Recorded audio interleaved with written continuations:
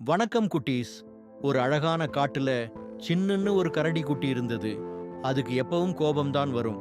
ஒரு நாள் சின்னு ஒரு கண்ணாடி குகைக்குள்ள போச்சு. அங்கே தன்னை மாதிரியே இன்னொரு கரடியை பார்த்துச்சு. சின்னு கோபமா முகத்தை வச்சுக்கிட்டு அந்த உருவத்தை பார்த்து ஏய்ன்னு கத்துச்சு. கண்ணாடியில இருந்த கரடியும் கோபமா கத்துச்சு. சின்னு பயந்து போய் அவங்க அம்மா கிட்ட ஓடி வந்துச்சு. அம்மா, அங்கே ஒரு கெட்ட கரடி இருக்குன்னு அழுதுச்சு. அம்மா கரடி சிரிச்சுக்கிட்டே, சின்னு, இப்போ அதே இடத்துக்கு போய் சிரிச்சிட்டு வான்னு சொன்னாங்க. சின்னுவும் போய் சிரிச்சது. ஆச்சரியம்! கண்ணாடியில் இருந்த கரடியும் அழகா சிரிச்சது.